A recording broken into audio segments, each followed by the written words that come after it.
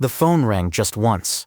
That was all it took. Nurse Emma's heart skipped a beat when the receptionist told her to come to the manager's office immediately. She knew something was wrong. She could feel it in her bones. She walked down the cold, quiet hallway. The usual buzz of the hospital seemed distant, like a fading echo. Her mind raced.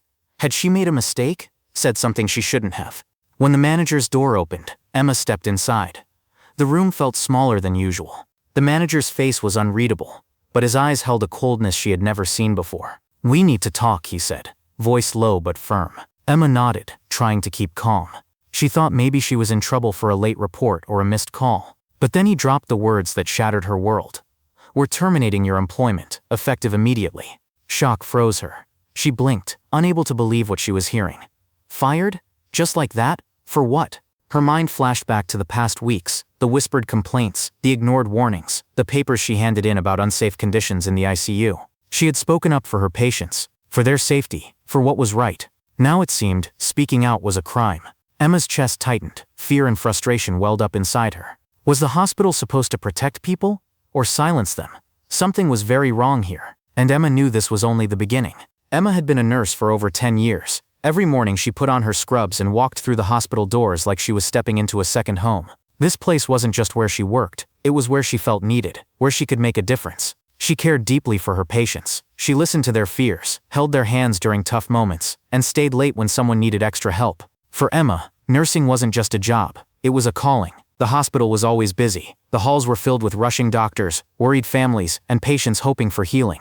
The noise of monitors beeping and the smell of antiseptic were part of daily life. It was stressful, yes, but Emma thrived in it. She believed every life mattered, no matter how small or old or sick. But behind the scenes, things were not as they seemed. The hospital's management was a different story. The higher-ups were cold, distant, and focused more on money than on care. Emma saw it with her own eyes: cuts in staff, old equipment left unrepaired, corners being cut to save costs. When she brought these concerns to the managers, they brushed her off. Some even warned her to keep quiet. It wasn't just about money, it was about people's lives. Emma couldn't stay silent anymore. She had seen patients suffer because the hospital wasn't doing enough. She had watched nurses stretch too thin, forced to choose between patients because there simply weren't enough hands. Her heart broke every day. That's why she spoke out. Not for herself, but for her patients and colleagues who didn't have a voice. She believed that if someone didn't stand up, things would only get worse. Little did she know, her courage would come with a price, and a path she never expected. For months, Emma had noticed the same dangerous problem growing worse by the day. The ICU was overwhelmed, and the hospital simply wasn't prepared. Nurses were stretched thin, sometimes caring for twice the number of patients they safely could. Equipment was old or broken, and supplies ran low: masks, gloves, even basic medicines. One night, Emma was assigned to a patient named Mr. Harris, a man in his 70s with a severe infection. His condition was fragile. She checked his IV drip and realized the pump was malfunctioning. She reported it immediately, but the replacement never came. Instead, she had to manually monitor the drip, hoping nothing went wrong. As the hours passed, Mr. Harris's condition worsened. Emma stayed by his side, doing everything she could, but the hospital's failures weighed on her. That night, a preventable error nearly cost Mr. Harris his life. Emma felt the weight of responsibility crush her. She knew it wasn't just that night. This was a pattern. Budget cuts had slashed resources, and the hospital's management ignored warnings. Emma and her fellow nurses worked harder, but it wasn't enough. Patients were suffering, sometimes dying because the system was broken. But speaking out was risky. Emma feared retaliation. She worried about losing her job, her livelihood, her reputation. What if no one believed her? What if she was labeled a troublemaker? Still, the thought of staying silent while people were harmed was unbearable. She tried raising concerns through the hospital's internal channels. She submitted reports detailing unsafe conditions. She asked for meetings with management. Each time her words were met with cold dismissals or vague promises that things would improve soon. Nothing changed. The frustration grew. She felt trapped between loyalty to her patients and fear for herself. One evening, after another exhausting shift, Emma sat alone in the break room, staring at her phone. A news story flashed on the screen about hospitals being investigated for neglect. That's when she made her decision. If the hospital wouldn't listen from the inside, she would speak out publicly. She reached out to a local journalist she trusted. She shared her story, her fears, and the evidence she had collected. She hoped that by shining a light on the truth, something might change. But deep down, Emma knew this was dangerous. She braced herself for backlash. She told no one at work about her decision. The night before the story was set to publish, sleep evaded her. Her mind raced with what-ifs. What if she lost everything? What if she was wrong? But her heart told her to be brave, for the patients who had no voice. The next day, the story hit the news. The hospital's dark secrets were out in the open. And with that, Emma's life changed forever. The call came on a chilly Tuesday morning. Emma had barely finished her breakfast when the hospital's HR manager asked her to come in. There was no warning, no chance to prepare. As she stepped into the small office, the air felt heavy. The manager didn't waste time. "We're terminating your contract effective immediately," he said flatly. "Your actions have violated hospital policy." Emma's heart sank. She blinked, trying to grasp the reality. Fired, just like that, for speaking out, for trying to protect her patients. Shock swept through her. How could they do this to her? After all the years she'd dedicated, after every sleepless night, every moment spent caring for others, betrayal stung like a slap to the face. The people she had trusted, the hospital, her managers, had turned their backs on her. Anger bubbled beneath the surface. How dare they punish her for honesty, for courage? But beneath it all was sadness. Sadness for the lost future she had dreamed of at that hospital, for the patients she might never see again, for the friendships that now felt fragile and uncertain. Leaving the office, Emma felt the weight of the world on her shoulders. The hospital halls she once walked with pride now felt cold and unfamiliar. Losing her job meant losing her income. Bills piled up in her mind like storm clouds. How would she pay rent? Support her family? The fear of an uncertain future clawed at her. Worse yet, rumors began to spread. Whispers in the break room. Some colleagues avoided her. Others looked at her with suspicion. Was she a troublemaker? A liar? Her closest friends stood by her, but many stayed silent, afraid to risk their own positions. At home, her family offered love and support, but Emma could see the worry in their eyes. The path ahead was unclear. Meanwhile, the hospital acted as if nothing had changed. The managers returned to their offices. The nurses continued their shifts. The patients came and went. But Emma knew the truth was different. The problems she had exposed were real, and they still haunted every corner of the hospital. Her firing sent a clear message: speak out, and you will be silenced. Yet, deep inside, Emma's spirit refused to break. This was not the end of her story. The first days after losing her job were the hardest. Emma woke up each morning with an empty ache inside. The routine she once depended on was gone. No more scrubs, no more rounds, no more patients to care for. She felt lost. Unemployment wasn't just about money. It was a loss of purpose. Emma missed the hospital halls, the busy shifts, the small victories when a patient smiled or thanked her. Without that, her world felt empty and heavy. She began applying to other hospitals, clinics, even nursing homes. But one by one, the doors closed. She sensed the whispers, the doubt, the blacklist effect. Because she had spoken out, her name spread in hushed tones. Some places didn't want a nurse who might cause trouble. Days stretched into weeks. Bills piled up.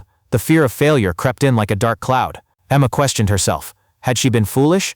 Was speaking out worth losing everything? Some nights, tears came without warning. She missed her patients. She missed feeling needed. She missed believing that she was making a difference. But deep inside, a fire still burned. The injustice she faced fueled her strength. She refused to be silenced. She knew the hospital's problems weren't going away, and the people inside needed someone to stand up for them.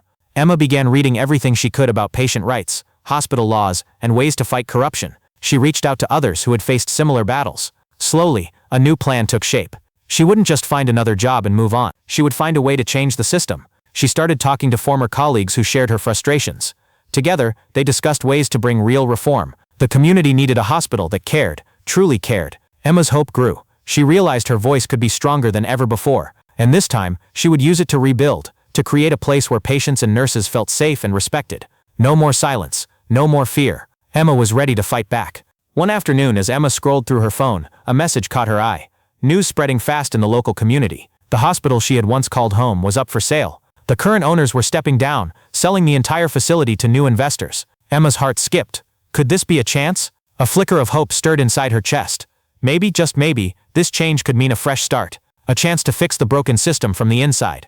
But skepticism quickly followed. Would the new owners care any more than the last? Or would they just be another group chasing profits, ignoring the people who mattered most, the patients and staff? Determined to find out, Emma began digging. She contacted community leaders, spoke with hospital staff still working there, and researched the sale process.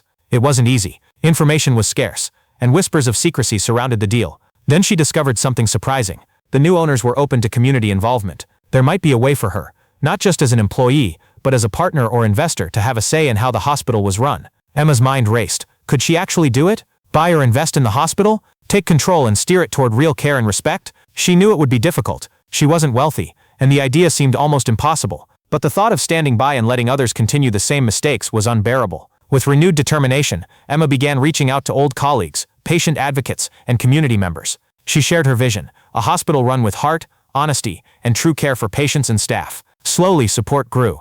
People who had been ignored or afraid to speak started to believe in her cause. Emma started working on a plan, gathering funds, preparing proposals, and building a network of allies. This was no longer just about her. It was about saving a place that thousands depended on, and Emma was ready to lead the fight.